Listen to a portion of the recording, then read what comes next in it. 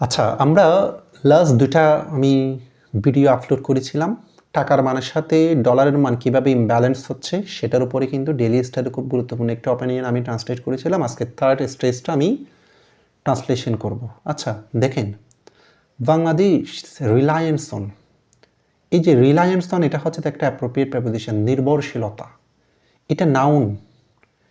এটার ভার্ব হচ্ছে rely, rely থেকে রিলায়েন্স, ভার্ব থেকে নাউন হয়েছে। আর এই যে অ্যাপোস্ট্রফি এস আছে যেহেতু এটা হচ্ছে একটা পসেসিভ অ্যাডজেক্টিভ। পসেসিভ অ্যাডজেক্টিভ, এটা কেন পসেসিভ অ্যাডজেক্টিভ কীভাবে হচ্ছে? বাংলাদেশের নির্ভরশীলতা, বাংলাদেশের পর একটা র আছে এরকম, এটা একটা ষষ্ঠী বিভক্তি। ষষ্ঠী বিভক্তি থাকলে বুঝে নিতে হবে এখানে একটা পসেসিভ কেস হবে। এবং পসেসিভ কেস এটা নাউন হলে, এটা নাউনের মতো মনে হলেও কিন্তু এটা নাউন না, এটা পসেসিভ অ্যাডজেক্টিভ বলতে হবে, অর্থাৎ এখানে অ্যাডজেক্টিভ এটা। বাংলাদেশের নির্ভরশীলতা, ইম্পোর্টস একদম আমদানি নির্ভর। রিমেইনস, রিমেইনস মানে হচ্ছে এখানে মেইন ভার্ব এবং ভার্বের সিঙ্গুলার ফর্ম।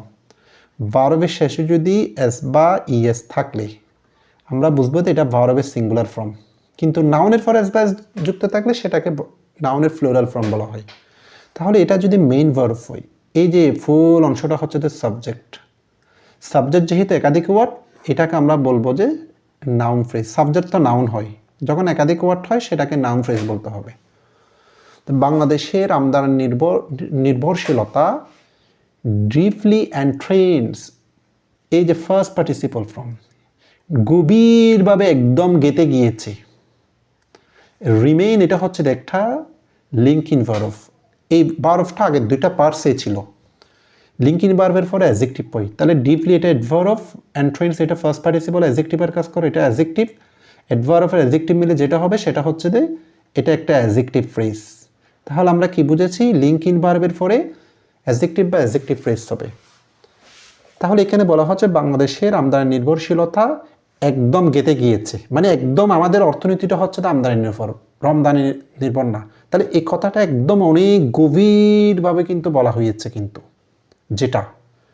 তাহলে এখানে একটা ফাইনাইট ভার্ব আছে, একটা সাবজেক্ট আছে, এটাকে আমরা বলতে পারি এটা হচ্ছে একটা সিম্পল সেন্টেন্স। একটা ফাইনাইট ভার্ব একটা সাবজেক্ট থাকলে এটাকে বলা হয় সিম্পল সেন্টেন্স। যেমন কি কি দেখেন, কি কি আমাদেরকে আমদানি করতে হয়? ফুয়েল, জ্বালানি, ইন্ডাস্ট্রিয়াল র ম্যাটেরিয়ালস, এটা আপনারা জানেন। শিল্প কলকারখানার যে কাঁচামাল, র ম্যাটেরিয়ালস মানে কাঁচামাল। ক্যাপিটাল, মেশিনারি, বিভিন্ন শিল্প, বড় বড় ইন্ডাস্ট্রির যে প্রধান প্রধান যে মানে যন্ত্রপাতি। এরপরে হচ্ছে যে ফার্মাসিউটিক্যালস, বিভিন্ন ভেষজ জাতীয় মানে ওষুধের কাঁচামাল। Fertilisers, sir, and even many processed foods, first participle form, অনেক প্রক্রিয়াজাতকরণ খাবার। আর সোর্সড ফ্রম অ্যাব্রোড, এগুলো গ্রহণ করা হয়, ফেসিভ সেন্টেন্স, এগুলো গ্রহণ করা হয় বিদেশ থেকে। এই যে অবজেক্টকে সাবজেক্ট করা হয়েছে, কারণ এই জিনিসগুলো তো মানুষই কিনে, তো যারা কিনে তারা তো সাবজেক্ট হওয়ার কথা। এই তারা যদি সাবজেক্ট হতো তাহলে এটা অ্যাক্টিভ হতো, কিন্তু এখানে তাদেরকেও সাবজেক্টকে অ্যাবসেন্ট করা হয়েছে, অবজেক্টকে এখানে সাবজেক্টে রাখা হয়েছে। তাহলে এটা বুঝবো যে আমরা ফেসিভ, ফেসিভের বৈশিষ্ট্য এটা। এবং ফেসিভের মধ্যে ভার্বের ফিফি ফর্ম হবে, এখানে একটা টেন্স অনুসারে অক্সিলিয়ারি ভার্ব আসবে। এই যে তাহলে এই অংশটা ফাইনাইট ভার্ব, একদম এখান থেকে শুরু করে বিশাল এই অংশটা কিন্তু সাবজেক্ট। তাহলে দেখেন লেখার এখান থেকে একটা ভ্যারিয়েশন করতে পারেন, একটা ওয়ার্ড নাউন বা প্রনাউন দিয়ে আপনি একটা সাবজেক্ট করতে পারেন। আপনি যদি মনে করেন অনেকগুলো সেন্টেন্সকে সিম্বলে রূপান্তর করার জন্য, তাহলে অনেকগুলো ক্লজকে ফ্রেজ বানিয়ে কিন্তু বিশাল একটা সাবজেক্টে তৈরি করতে পারেন। তাহলে সেন্টেন্সটা ছোট হয়ে যাচ্ছে, এটা সবচেয়ে বেশি সামারিতে প্রয়োগ করা হয়। একটা ওয়ার্ডকেও সাবজেক্ট, একটা ফ্রেজকেও সাবজেক্ট, আবার একটা ক্লজকেও সাবজেক্ট বানানো যায়। এই যে সাবজেক্ট তাহলে অনেক রকমের আমরা তৈরি করতে পারি, এভাবে আমরা লেখার ভ্যারিয়েশন করতে পারি। আচ্ছা, অ্যাজ সিগনিফিক্যান্ট পার্সনস, উল্লেখযোগ্য যে একটা অংশ অফ রেমিটেন্সেস, রেমিটেন্সের একটা উল্লেখযোগ্য অংশ ইজ কুইকলি স্প্যান্ড, খরচ করা হয়, এটাও কিন্তু প্যাসিভ আবার। তাহলে ইজ এবং স্প্যান্ড ফাইনাইট ভার্ব, এটা হচ্ছে যে সাবজেক্ট, আবার একটা নাউন ফ্রেজ পেয়েছি। সাবজেক্ট যখন একাধিক ওয়ার্ড হয় বারবার এটাকে নাউন ফ্রেজ বলবেন। অন দিস ইম্পোর্টস, এই যে দিস ইম্পোর্টস, ইম্পোর্টস মানে এখানে হচ্ছে যে এখানে এটা একটা মেট্রোনমি। এই মেট্রোনমি আমি প্রথমে বলেছিলাম, মেট্রোনমি মানে কি? মেট্রোনমি মানে হচ্ছে একটির মাধ্যমে অন্য আরেকটি বুঝাইলে এখানে ইম্পোর্টস মানে বোঝানো হয়েছে কোনগুলাকে, এই যে জিনিসগুলোকে ম্যাটেরিয়ালস, মেশিনারি, ফার্মাসিউটিক্যালস, ফার্টিলাইজার্স, তাহলে এই শব্দটার মাধ্যমে অন্য কিছুকে বুঝিয়ে যায় জন্য এটাকে সাহিত্যের ভাষায় বলা হয় মেট্রোনমি। আচ্ছা, তাহলে এগুলো খরচ করতে আমাদেরকে কিন্তু আমাদের রেমিটেন্সের একটা উল্লেখযোগ্য অংশ চলে যাচ্ছে। ওই যে আমি বলেছিলাম টাকার প্রচুর রেমিটেন্স আসতেছে, কিন্তু তারপরে টাকার মানটা দুর্বল হচ্ছে, কারণ একটা একটা দিচ্ছে কিন্তু। কারণ আমাদের যদি রেমিটেন্সটা যদি থাকতো তাহলে টাকার মানটা থাকতো। এখন রেমিটেন্স আসা সত্ত্বেও কিন্তু রেমিটেন্সটা আমরা ধরে রাখতে পারতেছি না, এটা চলে যাচ্ছে আবার বাইরের দেশে বিভিন্ন কিছু ক্রয় করতে, এই জন্য টাকার মানটা কিন্তু কমে যাচ্ছে। আপনারা হয়তো বুঝতে পেরেছেন এখন কিছুটা। ইন সিম্পল টার্মস, যেটা খুব সাধারণ শর্তে, এটা একটা প্রেপোজিশনাল ফ্রেজ, রেমিটেন্সেস এন্টার, যে remittance enter main verb subject, এই যে এখন সাবজেক্ট ফ্লুরাল, এখন ভার্ব ফ্লুরাল, ভার্বের শেষে এস বেস না থাকলে কিন্তু pleural. Through the front door, সামনের দরজার মধ্যে দিয়ে কিন্তু রেমিটেন্স ঢুকে, অ্যান্ড এক্সিট, এটা আবার বের হয় বায়া, বায়া মানে থ্রো, ইম্পোর্ট বিলস, আবার আমদানির মাধ্যমে এটা কিন্তু বের হয়ে যায়, যেটাকে বলা যেতে পারে এটা একটা চক্র। দ্যাট, যেটি উইকেন্ডস, উইক থেকে উইকেন্ডস, অ্যাডজেক্টিভ থেকে বরফ, যেটা দুর্বল করে তোলে, দ্য কারেন্সি, যেটা মুদ্রার, আপওয়ার্ড মোমেন্টাম, যেটা মুদ্রার একটা যে ঊর্ধ্বগতি সেটাকে কিন্তু একদম দুর্বল করে ফেলে এভাবে। অর্থাৎ কথাটার অর্থ হচ্ছে রেমিটেন্স একদিক দিয়ে আসে সামনের দরজা দিয়ে, পিছনের দরজা দিয়ে কিন্তু বের হয়ে যায়। ফলে রেমিটেন্সটা আর আমাদের এটা একটা চক্র, আর রেমিটেন্সটা থাকে না, ফলে টাকার যে একটা ঊর্ধ্বগতি হবে সে মোমেন্টামকে, সে গতিটাকে, আপওয়ার্ডটাকে, সেটাকে দুর্বল করে ফেলে, এভাবে টাকার মানটা কমে যায়। আচ্ছা, এখানে আমরা খুব অসাধারণ একটা জিনিস সেন্টেন্সের একটা মানে সেন্টেন্সটা কীভাবে প্রকাশ করা হয়েছে একটু দেখেন। আমি এই জন্য বলি যে ডেইলি স্টার হচ্ছে তো অন্যান্য পত্রিকার চাইতে কিন্তু অনন্য একটি পত্রিকা। ডেইলি স্টারের প্রত্যেকটা কথা হচ্ছে যে এখানে কিন্তু কি সাহিত্যিক ভাষা দিয়েছে, মানে এমনভাবে লিখেছে। এই যে দেখেন এখানে প্রথমে যেটা বলা হচ্ছে, এখানে একটা দরজার, সামনের দরজার কথাটা বলা হয়েছে, আবার এখানে কিন্তু পিছনের দরজা, বাহিরের দরজা বলা হচ্ছে।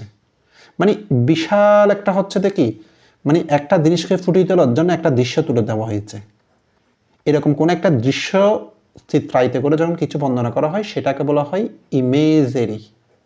তাহলে এটা একটা সাহিত্যের ভাষায় এটাকে ইমেজেরি বলা হয়। এখন প্রশ্ন হতো ইমেজেরি কেন তুলবেন?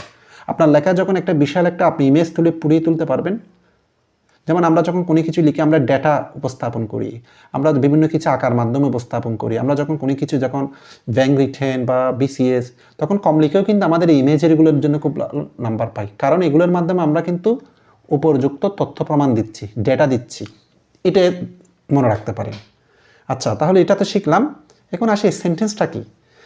এটা একটা মেইন ক্লজ, এখন এন্ড এখানে একটা কোঅর্ডিনেটিং কনজাংশন। এটা যেহেতু কোঅর্ডিনেটিং কনজাংশন তাহলে দুটা মেইন ক্লজ হবে। কোঅর্ডিনেটিং কনজাংশন দুইটা মেইন ক্লজকে যুক্ত করে। এক্সিট ভায়া ইনপুটস, এটা একটা মেইন ক্লজ। তাহলে এতটুকু পর্যন্ত আমরা বলতে পারি এটা একটা দুইটা মেইন ক্লজ পেয়েছি। বা দ্যাট, এটা হচ্ছে একটা সাবঅর্ডিনেটিং কনজাংশন, সো এটা একটা সাবঅর্ডিনেট ক্লজ। তাহলে দুইটা মেইন ক্লজ, একটা সাবঅর্ডিনেট ক্লজ, মেইন ক্লজের সংখ্যা বেশি বিধায় এটাকে আমরা বলতে পারি এটা একটা কমপ্লেক্স সেন্টেন্স। আচ্ছা, এরপর দেখেন অলদো, যদিও, আরেকটা সাবঅর্ডিনেটিং কনজাংশন। তাহলে আবার সাবঅর্ডিনেট ক্লজ শুরু হবে। দে রিডিউস, রিডিউস মানে কি? যেটা হ্রাস করা, যেটাকে আমরা বলতে পারি এটার নাউন হচ্ছে যে রিডাকশন। রিডিউসের নাউন হচ্ছে যে রিডাকশন। যেমন রিডিউসের বিপরীত শব্দ কি হবে? যেমন ইনক্রিজ, ইনক্রিজ মানে এটার বিপরীত শব্দ, বা রাইজ। তাহলে যদি এগুলো হ্রাস পাচ্ছে, দ্য প্রেশার অন রিজার্ভ, যদিও মানে আমাদের যে রেমিটেন্স আসতেছে আমাদের রিজার্ভের উপর, বৈদেশিক মুদ্রার রিজার্ভের উপর যেটা একটা প্রেশার থাকে সেটাকে হ্রাস করে দিচ্ছে, ঠিক আছে, কিন্তু তারপরেও that do not automatically cut import demand. কিন্তু আমাদের যে একটা চাহিদা আছে আমদানির, সেটাকে কিন্তু আবার কি হ্রাস করতে পারতেছে না। অর্থাৎ এই কথাটার অর্থ হচ্ছে যে পরস্পর বিপরীত অর্থ। রেমিটেন্স আসতেছে, আমাদের রিজার্ভ বাড়তেছে, কিন্তু রিজার্ভ বাড়া সত্ত্বেও কিন্তু আমাদের যে ইম্পোর্টের আমদানির যে একটা চাহিদা আছে সেটাকে মেটাইতে পারতেছে না। অর্থাৎ এটার অর্থ হচ্ছে যে একটা রাষ্ট্রের মধ্যে, ও রাষ্ট্রটা যখন রপ্তানি নির্ভর হবে, অন্য দেশ থেকে যখন কিছু কিনতে হবে না, তাহলে সে বৈদেশিক মুদ্রাটা প্রচুর রিজার্ভ করতে পারতেছে। কিন্তু আমাদের দিনে দিনে কিন্তু চাহিদা বাড়তেছে, কিনে আনতে হচ্ছে। সেই অনুসারে যদিও কিন্তু রেমিটেন্স আসতেছে, রেমিটেন্স বাড়তেছে, রিজার্ভ, কিন্তু রিজার্ভটা আমাদের থাকতেছে না, এটা চলে যাচ্ছে, কারণ আমরা তো আমদানি নির্ভর, বাইরে থেকে জিনিস কিনে আনতেই হচ্ছে। এখন দেখেন, তাহলে এখানে দেখেন তো, এই যে অল দো এটা হচ্ছে যে সাবঅর্ডিনেট ইন কনজাংশন বিথ, এটা সাবঅর্ডিনেট ক্লজ, এটা হচ্ছে যে মেইন ক্লজ, এবং আমরা বলতে পারি এটা একটা কমপ্লেক্স সেন্টেন্স। একটা সাবঅর্ডিনেট ক্লজ, একটা মেইন ক্লজ থাকলে সেটাকে কমপ্লেক্স সেন্টেন্স বলবো। আর এখানে ডু হচ্ছে যে একটা মেইন, সরি এটা হচ্ছে যে একটা টু ডু ভার্ব, আর এখানে কাট হচ্ছে যে মেইন ভার্ব, এবং কাটের পর অবজেক্ট আছে বিদায় এটা কি কাট করে, ইম্পোর্ট ডিমান্ড কাট করে। তাহলে কাট এটা একটা ট্রানজিটিভ ভার্ব, যে ভার্বের পরে অবজেক্ট থাকবে সেটাকে আমরা ট্রানজিটিভ ভার্ব বলতে পারি। হ্যাঁ, আমি একটু দেখেন পরবর্তী এই অংশটা আমি মুছে দিচ্ছি, তার পরবর্তী অংশটা আমি যাচ্ছি পর্যায়ক্রমে। এরপর দেখেন অ্যাজ, আবার একটা সাবঅর্ডিনেটিং কনজাংশন। তাহলে সাবঅর্ডিনেট ক্লজ শুরু হবে ইম্পোর্টস, যেটা আমদানি, rebound with economic activity, the expenditure of remittance dollars on necessary imports continues to constrain the overall net foreign exchange position. খেয়াল করেন সেন্টেন্সটা, অ্যাজ সাবঅর্ডিনেটিং কনজাংশন। তাহলে এই যে কমা পর্যন্ত এটা হচ্ছে যে সাবঅর্ডিনেট ক্লজ, আর যে সাবঅর্ডিনেট ক্লজ যদি বাক্যের শুরুতে থাকে সেটাকে আমরা বলবো যে সবসময় এটা একটা অ্যাডভার্বিয়াল ক্লজ। সাবঅর্ডিনেট ক্লজ তিন প্রকার, সাবঅর্ডিনেট ক্লজকে আমরা তিন ভাগে ভাগ করতে পারি, একটা অ্যাডভার্বিয়াল ক্লজ, আর একটা অ্যাডজেক্টিভ ক্লজ, আর একটা হচ্ছে the noun clause.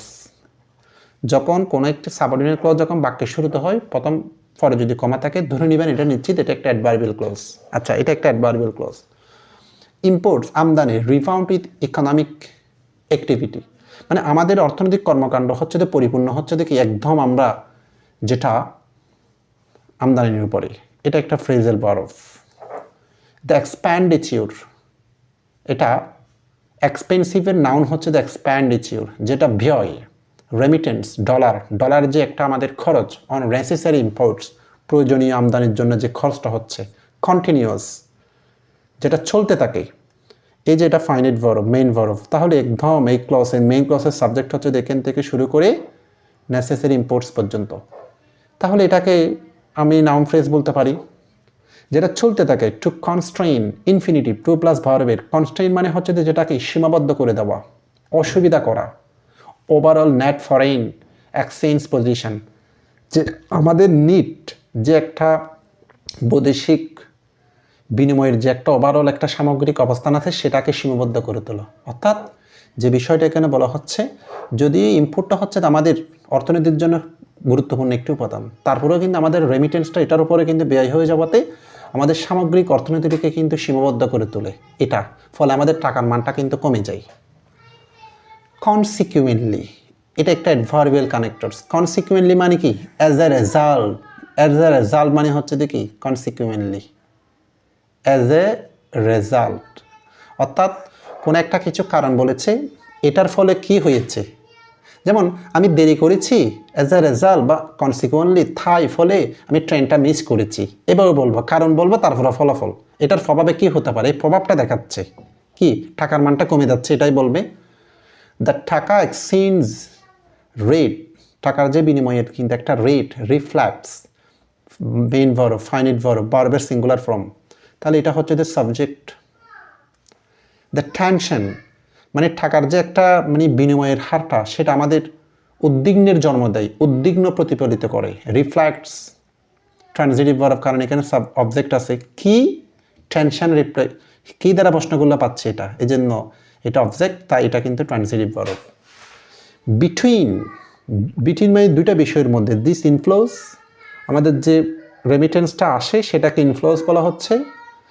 Even larger outflow, আবার কিন্তু বিশাল একটা অংশ কিন্তু আমাদের দেশ থেকে এটা ইম্পোর্ট করতে চলে যাচ্ছে। তা এটাকে আমরা একটা মিথোনমি বলতে পারি। আমি প্রথমেই বলেছিলাম সেকেন্ড ভিডিওতে, মিথোনমি মানে কি, আমরা মিথোনমি মানে হচ্ছে সাহিত্যের একটা ভাষা একটার মাধ্যমে যখন আর একটাকে বুঝাই। তাহলে এখানে ইনফ্লো বলতে বোঝানো হচ্ছে রেমিটেন্সকে, এখানে আউটফ্লো বলতে বোঝানো হচ্ছে আমাদের ইম্পোর্টটাকে বোঝানো হচ্ছে। তাহলে রেমিটেন্স এবং বৃহত্তর ইম্পোর্টের জন্য যে ব্যয়টা হয়, সে দুইটার মধ্যে অসামঞ্জস্য থাকার কারণে টাকার রেটটা একদম আমাদের উদ্বিগ্নতার জন্ম দেয়। এখন আমি বলেছি দুইটা বিষয় বোঝাতে বিটুইন হয়, তাহলে এটা একটা, এই যে এটা একটা, দেখেন বুঝছেন কি না? তা এখন দেখেন এতটুকু পর্যন্ত একটা ক্লজ হয়ে গেছে, ক্লন। এখানে দেখেন, এখানে কিন্তু ক্লন আছে, আমি মুছে দেখাচ্ছি। এই যে এটা হচ্ছে তো ক্লন। তাহলে ক্লন দুইটা মেইন ক্লজকে যুক্ত করে, ক্লন এবং semicolon. The continued necessity of paying for foreign goods, যেটা হচ্ছে আমাদের নেসেসিটি অফ পেইং, চলমান প্রয়োজনীয়তা, অফ পেইং, যে আমাদের খরচ করতে হচ্ছে ফর ফরেন গুডস, যেটা আমাদের বৈদেশিক পণ্যের জন্য যেটা খরচ করতে হচ্ছে। আচ্ছা, তাহলে এই বাক্যটাকে কি বোঝানো হচ্ছে? অর্থাৎ এরকম একটা ইমব্যালেন্স থাকার কারণে, যাহার ফলে টাকার মানটা আমাদের যে ইনফ্লো এবং আউটফ্লোর মধ্যে যে একটা অসামঞ্জস্য হয়, সেটা হয় কেন? কারণ আমাদের প্রচুর পরিমাণ ফরেন গুডস, পণ্য কিনতে হয়, এবং এই কারণে আমাদের টাকার মানের হারটা আমাদের উদ্বিগ্নতার, টেনশন, চিন্তার বিষয় হয়ে দাঁড়িয়েছে, প্রতিফলিত করেছে। এভাবে যদি আমরা ট্রান্সলেট করি, অ্যাজ এ রেজাল্ট, ইভেন এমনকি ইনক্রিজ রেমিটেন্সেস, রেমিটেন্স যে বৃদ্ধি পাচ্ছে, ইনফ্লোস যেটা প্রবাহটা, ডাস মেইন ভার্ব, তাহলে এটা হচ্ছে দ্য সাবজেক্ট।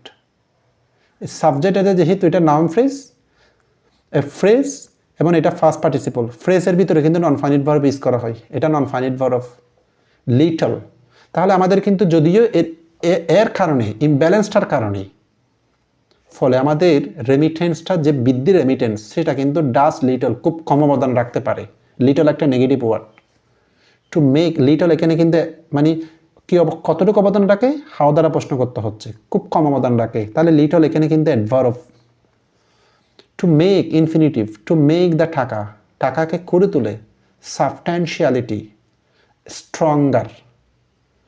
সাবস্ট্যান্সিয়ালিটি মানে স্ট্রঙ্গার মানে এমনভাবে শক্তিশালী করে, খুব কমই শক্তিশালী করে, উল্লেখযোগ্য হারে না, মানে স্বাভাবিকভাবে করতে পারে না, উল্টা টাকার মানটাকে কমিয়ে দেয়।